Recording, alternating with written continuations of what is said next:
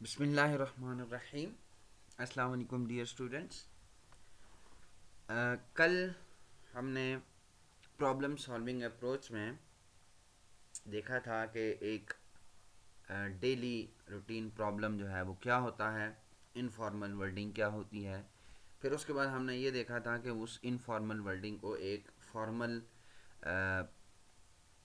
वे में हम कैसे इंटरप्रेट करते हैं, उसको फॉर्मुलेट कैसे करते हैं, जिसको हमने प्रॉब्लम स्टेटमेंट का नाम दिया था। फिर हमने ये देखा था कि कैसे पता चलेगा कि ये स्टेटमेंट जो है वो प्रॉब्लम स्टेटमेंट है या नहीं है। तो उसके लिए कुछ हमने वर्ड्स जो है वो आइडेंटिफाई किए थे कि अगर ये वर्ड्स उस स्टेटमेंट में मौजूद हैं तो ये एक प्रॉब्लम स्टेटमेंट हो सकती है। फिर उसके बाद हमने उस प्रॉब्लम स्टेटमेंट का सलूशन देखा था कि एक प्रॉब्लम, किसी भी प्रॉब्लम का सलूशन क्या होता है।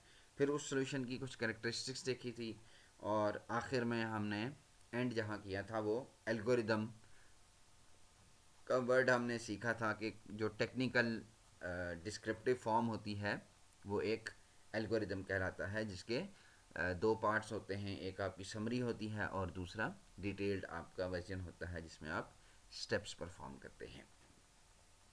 अच्छा, आज का जो लेक्चर है वो हम चाय से शुरू करेंगे। ठीक है, चाय पीनी है अगर किसी ने तो चाय आपके लिए लेके आया हूँ, लेकिन ये ख्याली चाय है, इसके लिए आपको चूल्हे पे जाने की ज़रूरत नहीं पड़ेगी। आपने करना ये है कि ये 10 स्टेप्स हैं, ये इन 10 स्टेप से आपके पास चाय आ जाएगी। इन 10 स्टेप्स को आपने रीअरेंज करना है। रीअरेंज करने का मतलब ये है कि एल्गोरिदम की जो एक प्रॉपर्टी है कि आपके पास उसके अंदर सीक्वेंस भी मौजूद होना चाहिए। एक करेक्ट एल्गोरिदम वो होता है जिसके अंदर सीक्वेंस मौजूद होता है। तो सीक्वेंस का मतलब ये है कि जिस स्टेटमेंट को जहाँ आना चाहिए वो वहीं पर आती है। तो ये मैं आपसे उम्मीद करता हूँ कि आप इंस्ट्रक्शंस को फॉलो करते हुए ये चाय बनाएंगे। इंस्ट्रक्शंस ये हैं कि आपने इनको रीअरेंज करना है, ठीक है, ताकि आप प्रीवियस स्लाइड को एक एल्गोरिदम डिक्लेयर कर सकें। किसी से हेल्प नहीं लेनी, किसी बड़े से हेल्प नहीं लेनी। ठीक है, क्यों नहीं लेनी? इसलिए कि अगर आप ये पॉजिटिवली ख़ुद कर लेते हैं तो ये जो एल्गोरिथमिक अप्रोच होती है उसके लिए आपकी एक अच्छी बेस बन जाएगी। अगर आप किसी से पूछ के करेंगे तो फिर बाद में भी पूछते रहेंगे तो उसका कोई फ़ायदा नहीं होगा। अच्छा जी, अगली जो चीज़ है वो है हमारे पास कि एक सलूशन हमारे पास किस वक्त जो है वो एक्सेप्टेबल होता है। तो उसके लिए थोड़ी सी हम आज डिस्कशन भी करेंगे, कुछ एग्जांपल्स भी आपको मैं दूंगा ताकि आपको चीज़ क्लियर हो जाए। पहला पॉइंट है it generates the desired output. ठीक है, इसका मतलब ये है कि the requirement can be achieved in any way. अच्छा, अब इसकी एग्जांपल ये है कि मैं आपसे कहता हूँ कि जो आईटीसी की बुक है, जो आपकी टेक्स्ट बुक है, ठीक है, हम उसका चैप्टर नंबर 2 जो है वो कल पढ़ेंगे। तो कल सबके पास वो होना चाहिए। ठीक है, ये मैंने बता दिया प्रॉब्लम स्टेटमेंट। अब इसका सलूशन जो है वो कई तरीक़ों से मुमकिन है। पहला सोल्यूशन क्या है? एक स्टूडेंट जाता है लाइब्रेरी में, वो ये बुक इशू करवाता है, ठीक है, और वो घर ले जाता है और अगले दिन जब वो मैं क्लास में कहता हूँ कि ये सबके पास है तो वो बुक जो है वो सामने रख के उसमें से चैप्टर 2 जो है वो निकाल के तो वो सामने रख लेता है। तो उसने उस प्रॉब्लम स्टेटमेंट के अगेंस्ट जो सोल्यूशन था वो प्रोवाइड कर दिया। एक दूसरा स्टूडेंट है, वो लाइब्रेरी से बुक लेता है, फ़ोटोकॉपियर के पास जाता है, चैप्टर 2 फ़ोटोकॉपी करवाता है, लाइब्रेरी को बुक वापस करता है, सिर्फ फ़ोटोकॉपी चैप्टर घर ले जाता है और अगले दिन क्लास में वो चैप्टर ले आता है। तो उसने भी वो सोल्यूशन प्रोवाइड कर दिया है। एक तीसरा स्टूडेंट है, उसने क्या किया है, उसने जनाब मार्केट गया है और वहाँ से बुक परचेज़ की है और बुक परचेज़ करने के बाद वो अगले दिन लेके आया है। तो इसने भी सोल्यूशन प्रोवाइड कर दिया है। एक चौथा स्टूडेंट है, उसने नेट पे सर्च किया और नेट पे सर्च करने के बाद उसको एक ऑनलाइन यानी पीडीएफ फॉर्मेट में ई बुक जिसको हम कहते हैं, ठीक है ना, ये ई बुक होती है जो इंटरनेट पे आपको बुक्स मिलती हैं, इनको हम ई बुक्स कहते हैं, इलेक्ट्रॉनिक बुक्स। तो इलेक्ट्रॉनिक फॉर्मेट में उसने बुक जो है वो डाउनलोड कर ली और उसने अपने लैपटॉप में या मोबाइल में उसको सेव कर लिया। और जब अगले दिन मैंने कहा कि जी आपके पास चैप्टर 2 है, तो उसने मुझे मोबाइल में दिखा दिया। अब ये चारों चीज़ें जो है वो, क्योंकि डिज़ायर्ड आउटपुट आपके पास आ रहा है, ठीक है, तो ये चारों चीज़ें एक्सेप्टेबल हैं। मैंने कोई इस पर रिस्ट्रिक्शन नहीं थी लगाई कि भाई मुझे प्रिंटेड फॉर्म में चाहिए। अगर प्रिंटेड फॉर्म का कह देता तो फिर जो ऑनलाइन वाला था वो रह जाता। अगर मैं कहता कि नहीं मुझे ऑनलाइन चाहिए, तो फिर जो पहले 3 थे वो रह जाते।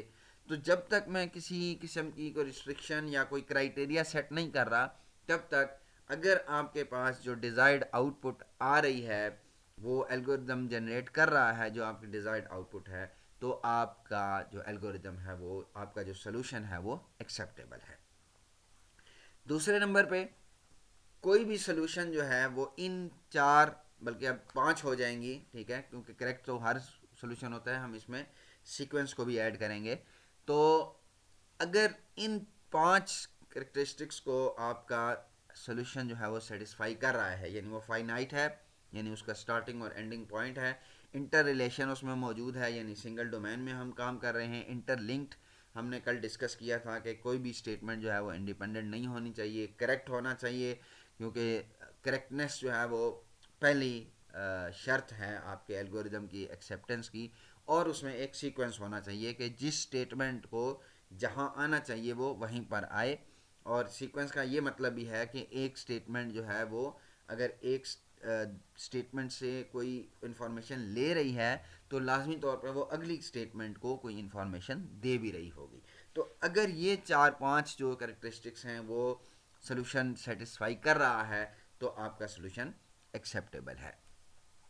अच्छा, तीसरे नंबर पे it performs all the required steps, ठीक है, order of steps in a solution for same problem can be changed. अच्छा, अब इसमें देखें, जैसे मैंने ऊपर एग्जांपल दी बुक की, ठीक है, यहाँ हम एक एग्जांपल लेते हैं कि मैं आपको कहता हूँ कि आप लोगों ने यहाँ कॉमसेट से जाना है, कहाँ जाना है जी,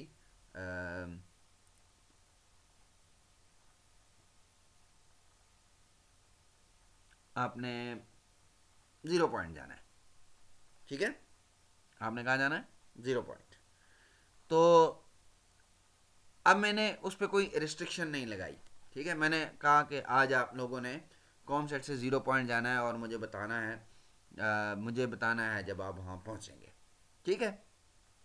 अब एक साहब जो है वो कॉम सेट से इवनिंग वॉक करते हुए फैज़ा 0 पॉइंट तक पैदल चले गए, ठीक है, 2 घंटे लग गए होंगे, 1.5 घंटा लग गया होगा, लेकिन कोई मसला नहीं है। एक साहब जो है वो अपनी गाड़ी पे चले गए, एक साहब पब्लिक ट्रांसपोर्ट पे चले गए, ठीक है ना। अच्छा, इसी तरह एक साहब बाइक पे चले गए, एक साहब बाइसिकल पे चले गए। तो ये सारे लोग जो है वो ऑटोमेटिकली अल्टीमेटली जाके 0 पॉइंट पे इकट्ठे हो गए और उन्होंने मुझे बता दिया कि जी हम पहुंच गए। अच्छा, अब अगर यहाँ पे मैं ऑर्डर ऑफ स्टेप्स की बात करूँ, ठीक है ना, तो अगर मैं कहता हूँ कि लोकल जाना है आपने, ठीक है, तो एक साहब जो है वो पहले कॉम सेट से जाते हैं अपारा, ठीक है, कॉम सेट से, यानी आपको गाड़ी जो मिलती है वो अपारा की मिलती है और अपारा से 0 पॉइंट जाते हैं, तो ये भी ठीक है। एक साहब जो है वो यहाँ से कॉम सेट से फैज़ाबाद वाली गाड़ी पे बैठते हैं और फैज़ाबाद से 0 पॉइंट जाते हैं, तो वो भी ठीक है, ठीक है।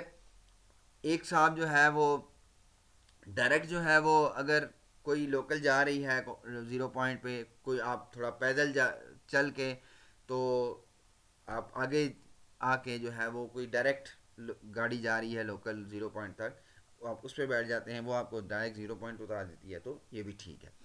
कहने का मकसद ये है कि अगर आपका एक प्रॉब्लम है तो उसके एक से ज़्यादा सोल्यूशन हो सकते हैं, ठीक है, लेकिन आपका जो डिज़ायर्ड आउटपुट है वो आपके पास आना चाहिए और जो उसकी करेक्टरिस्टिक्स हैं वो भी मीट होनी चाहिए। उसके बगैर आप ये नहीं कह सकते कि अगर हम ऑर्डर चेंज भी कर दें तो कोई इसमें प्रॉब्लम नहीं है। अच्छा, लेकिन ऑर्डर चेंज करने का ये मतलब हरगिज़ नहीं है कि आप इसको हर प्रॉब्लम पे अप्लाई कर सकते हैं। जहाँ आपके एल्गोरिदम के अंदर स्टेटमेंट्स का सीक्वेंस इंपॉर्टेंट होता है वहाँ आप उसका सीक्वेंस या ऑर्डर चेंज नहीं कर सकते, ठीक है। अच्छा जी, आखिरी जो बात है, कोई कंस्ट्रेंट आमतौर पे रूल्स को कहते हैं। कोई मैंने इस पर कंडीशन लगा दी, कोई मैंने इस पर, जैसे मैंने कहा था कि अगर मैं कहूँगा जी सिर्फ पीडीएफ चाहिए, ठीक है, तो अब जितने भी लोग आएंगे उनका जो सोल्यूशन है वो सेम होगा, ठीक है ना। अब उनका सोल्यूशन डिफरेंट नहीं हो सकता, कोई प्रिंट में ला रहा है, कोई इलेक्ट्रॉनिक में ला रहा है, कोई बुक ला रहा है, तो मैं कहूँ कि नहीं जी बुक ही चाहिए, तो फिर जो फोटो कॉपी वाला है वो भी रह जाएगा, ठीक है ना। जिसने बुक परचेज की है वो ठीक है, जो लाइब्रेरी से बुक इशू करवा के लाया था वो भी ठीक है, इलेक्ट्रॉनिक वाला इसमें फेल हो जाएगा और फोटो कॉपीड वाला भी फेल हो जाएगा।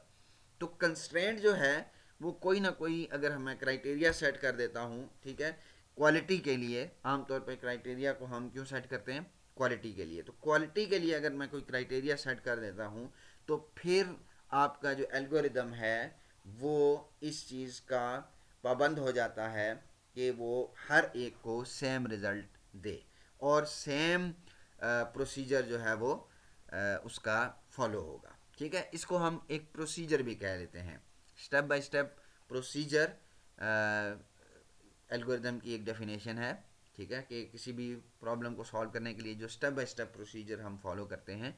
तो प्रोसीजर का वर्ड हम इसलिए यूज़ करते हैं कि क्योंकि ये ह्यूमन क्रिएटेड होता है, तो किसी भी सूरत में ये डिफरेंट हो सकता है, ठीक है। हम इसको देखेंगे आगे, डिफरेंट जब एल्गोरिदम्स या डिफरेंट प्रॉब्लम स्टेटमेंट्स के हम सॉल्यूशंस निकालेंगे तो आप देखेंगे कि हमारे पास एक से ज़्यादा सॉल्यूशंस बन सकते हैं, ठीक है। बाज़ केसेस में नहीं भी बन सकते, लेकिन जिनमें बन सकते हैं उनको हम डिस्कस करेंगे। तो जो कंस्ट्रेंट्स हैं वो हमेशा एल्गोरिदम को प्रिवेंट करते हैं डिफरेंट होने से, यानी एल्गोरिदम का मतलब ये है कि जो सोल्यूशन है वो डिफरेंट नहीं हो सकता। अच्छा जी, अगली चीज़ है कांस्टेंट और वेरिएबल। अच्छा, कांस्टेंट और वेरिएबल जो है उसका मतलब ये है कि वैसे मैथमेटिक्स में जो कांस्टेंट है वो अमाउंट होती है जो चेंज नहीं होती, ठीक है। तो हमारी एल्गोरिदम की लैंग्वेज में भी कांस्टेंट वही होता है जो चेंज नहीं होता, फिक्स वैल्यू होती है। उसके मुकाबले में वेरिएबल जो है वो एक सिंबॉलिक नेम होता है, उसके साथ एक वैल्यू एसोसिएट होती है। ऊपर कांस्टेंट का मतलब ये है कि आप डायरेक्ट वैल्यू यूज़ कर रहे हैं, वेरिएबल का मतलब ये है कि आप उस वैल्यू का एक सिंबल भी यूज़ कर रहे हैं, उस सिंबल के साथ एक वैल्यू एसोसिएटेड है और वो जो वैल्यू है वो चेंज हो सकती है ड्यूरिंग द एग्जीक्यूशन।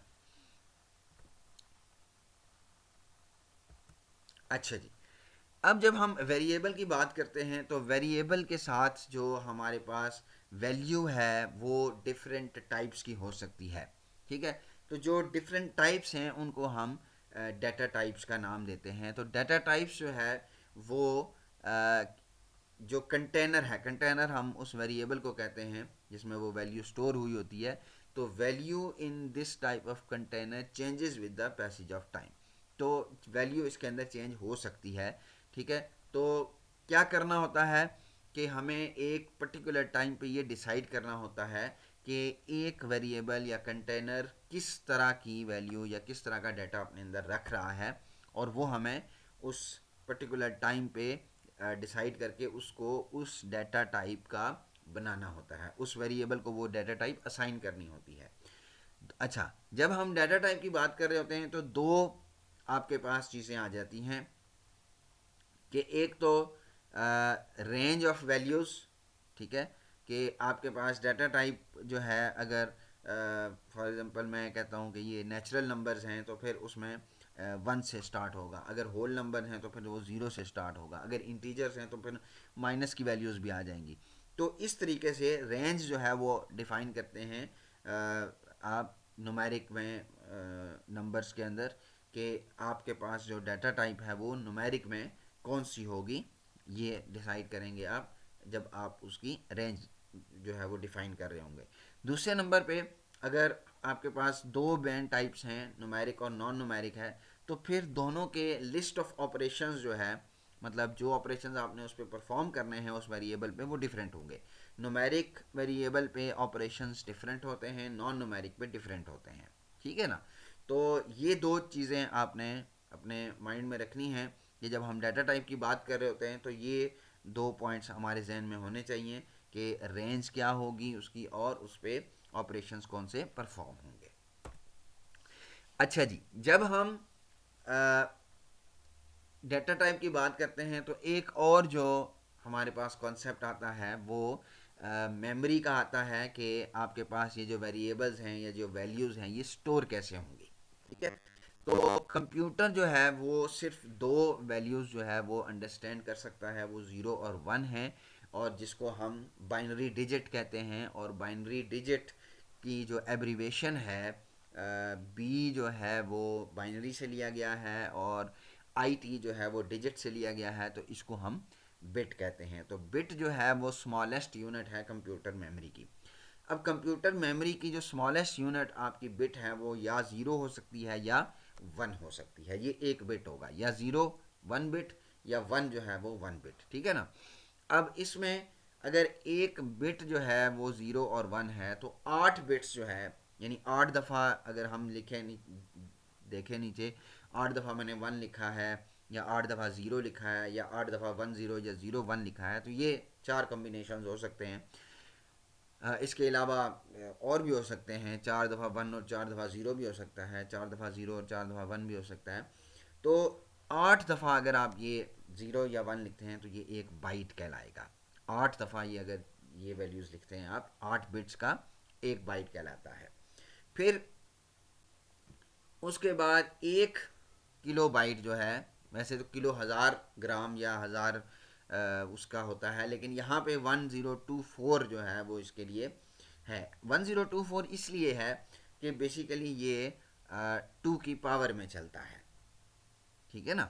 2 की पावर में कैसे चलता है, मैं आपको यहाँ पे दिखा देता हूँ।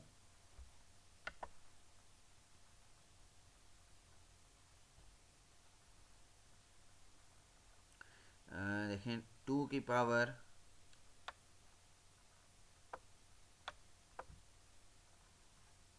बल्कि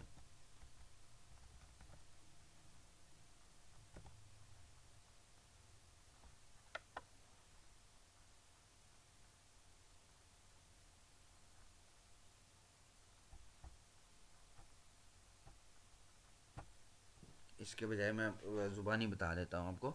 आप टू जो है ना वो 2 की पावर 0, फिर 2 की पावर 1, फिर 2 की पावर 2, 2 की पावर 3, 4, 5, 6, 7, 8, 9, 10, इस तरह अगर जब आप लिखेंगे, ठीक है, तो ये जब आप इसको कैलकुलेट करेंगे तो ये आएगा 2 की पावर 0 1, फिर 1 के बाद 2, फिर 2 के बाद 4, फिर 4 के बाद 2 की पावर 3 8, फिर 2 की पावर 4 16, फिर 16 के बाद 32, 32 के बाद 64, 64 के बाद 128, 128 के बाद 256, 256 के बाद 512 और 512 के बाद 1024, ठीक है ना। तो 1024 जो है वो आपके पास किलो बाइट्स, यानी 2 की पावर 10 जो है वो 1024 बनती है, किलो बाइट बनती है। फिर 1 मेगाबाइट है, 1 मेगाबाइट जो है वो 1024 किलो बाइट्स, ठीक है ना। अच्छा, बाइट्स जब आप करेंगे तो सिर्फ बाइट्स ही लिखेंगे, लेकिन अगर बिट्स करेंगे तो फिर उस जो बाइट वाली वैल्यू है उसको 8 से मल्टीप्लाई भी करना है। तो अगर मैं आपसे पूछूं कि भाई 1 किलो बाइट्स में बिट्स कितने होते हैं, तो फिर आपने 1024 बाइट्स नहीं लिखने, बल्कि 1024 इंटू 8 बिट्स लिखने होंगे, ठीक है, अगर आपसे ये पूछा जाए तो। इसी तरह 1 गीगाबाइट जो है वो और बड़ा साइज़ बन जाता है, 1024 MB यानी मेगाबाइट्स, ठीक है। और अगर बिट्स में बात करें तो फिर मल्टीप्लाई बाय 8 जो है वो उसको, यहाँ पे 8 मिस हो गया है, मल्टीप्लाई बाय 8 अगर आप करेंगे तो फिर ये मेगा बिट्स बन जाएगा। अच्छा, जो कॉमन डाटा टाइप्स हैं उसमें हम मेन जो है वो दो ही यूज़ करते हैं, एक न्यूमेरिक है और एक नॉन न्यूमेरिक है। न्यूमेरिक में अगर आपके पास होल नंबर है, ठीक है, तो उसके लिए हम इंटीजर की डाटा टाइप यूज़ करते हैं। इंटीजर का मतलब ये है कि उसमें प्लस माइनस दोनों तरह की नंबर्स आ रहे हैं, लेकिन होल नंबर आ रहे हैं, ठीक है, पॉइंट्स में नहीं है, इसमें बात करते हैं हम। दूसरे नंबर पे आपके पास डबल और फ्लोट, ये जो है वो फ्लोटिंग पॉइंट नंबर्स के लिए, डेसिमल पॉइंट के लिए हम इसको यूज़ करते हैं। फ्लोट भी है और डबल भी है, थोड़ा सा साइज़ का फ़र्क है। करेक्टर जो है वो non numeric single A B C, अगर आपने लिखना है ए सिर्फ लिखना है, बी लिखना है, तो उसके लिए हम करेक्टर को यूज़ करते हैं। और इसमें रिलेशनल या अरिथमेटिक ऑपरेटर्स यूज़ नहीं हो सकते। रिलेशनल और अरिथमेटिक ऑपरेटर सिर्फ ऊपर इंटीजर वाले पे यूज़ हो सकते हैं। स्ट्रिंग जो है वो कम्बिनेशन ऑफ कैरेक्टर्स है, ठीक है। इस पे जो है वो थोड़े से डिफरेंट ऑपरेशन यूज़ हो सकते हैं, जैसे सर्चिंग वगैरह है, कंपैरिजन वगैरह है। तो स्ट्रिंग में आप ए बी सी अगर इकट्ठा लिखना चाह रहे हैं तो फिर आप कैरेक्टर यूज़ नहीं करेंगे बल्कि स्ट्रिंग ऑपरेटर यूज़ करेंगे। अच्छा जी, अब जैसे हमने बात की थी साइज़ की या मेमोरी में कैसे स्टोर होगा, तो इंटीजर जो है वो 2 बाइट लेता है। अब 2 बाइट का मतलब ये है कि ये 16 बिट्स लेता है, ठीक है ना। 16 बिट्स का मतलब ये है कि एक बाइट क्योंकि 8 बिट्स का होता है तो टोटल 16 बिट्स हो गए। इसी तरह फ्लोट और डबल जो है वो 4 बाइट्स लेते हैं, कैरेक्टर 8 बाइट्स लेता है और स्ट्रिंग 16 बाइट्स लेता है। तो 16 × 8 जो है जब आप करेंगे तो फिर आपके पास बिट्स की वैल्यूज़ आ जाएंगी, ठीक है जी। अच्छा जी, अब ये जो हमने वेरिएबल और ये डाटा टाइप्स पढ़ा, अब इसके मुताबिक अगर हमने एल्गोरिदम को मॉडिफाई करना है तो एल्गोरिदम वही है जो हमने पिछली क्लास में किया था।